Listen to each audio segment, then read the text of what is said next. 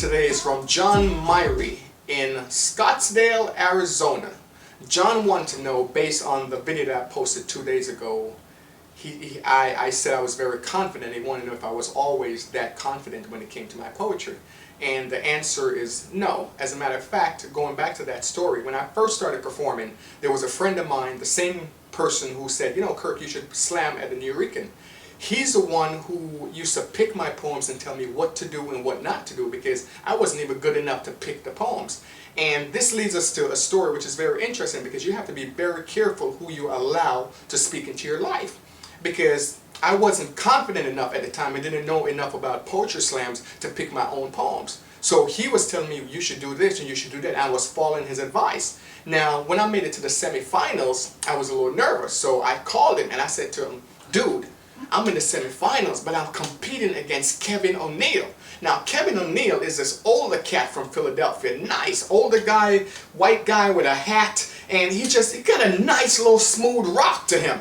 And he would say stuff like, it's probably because you're not Caucasian. I'm from Penn State where we murder with the pen. He had a really nice flow, and in my mind he was just completely dangerous, and I watched him won the slam the week before and knew he was going to be my semifinals. So I'm somewhat nervous now, and I'm telling the person who's coaching me and picking my slam, picking my poems that, dude, I'm nervous. And he said to me, Kevin O'Neill, dude, you need to worry about this other kid named Akil. I'm like, I'm already scared of Kevin O'Neill. Who the hell is this Akil?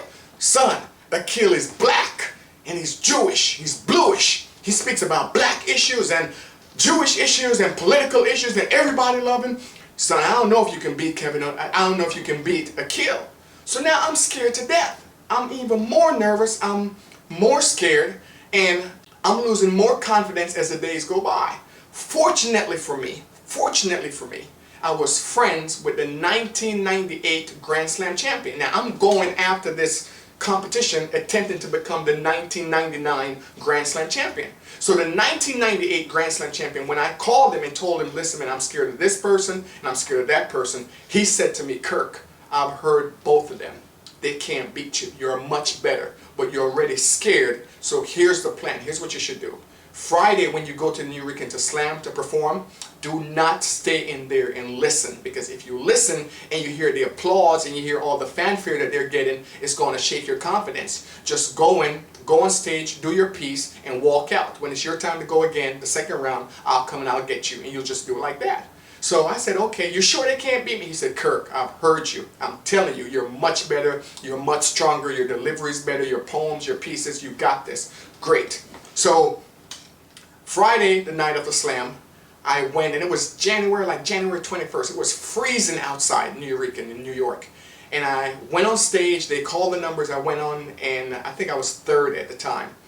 And I could hear people applauding, I could hear them laughing from me staying outside the cafe. My friend came and got me and said, you're up. I went, did my piece, didn't even wait for the score, walked back outside and waited. Second round, he came and got me, he said, you're up.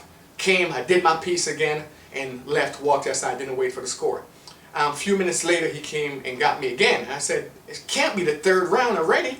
He said, yeah, but you're leading by so much, no one can beat you. You might as well come in out of the cold.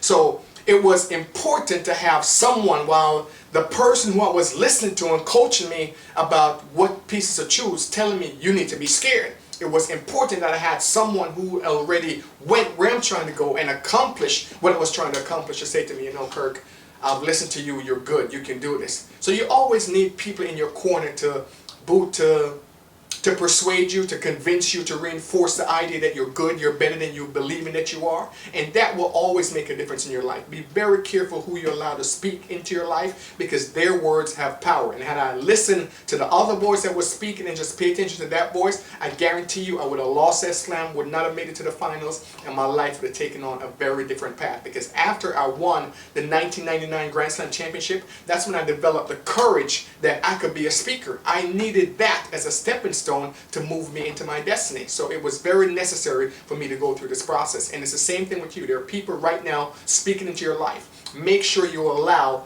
only the positive to come in. Only people speaking in the direction that we are looking to go. Because if you have someone telling you what's not possible and what you need to be scared of, what you need to be afraid of, chances are it's not going to work for you. So pay attention to who you allow to speak into your life, and we'll talk more tomorrow.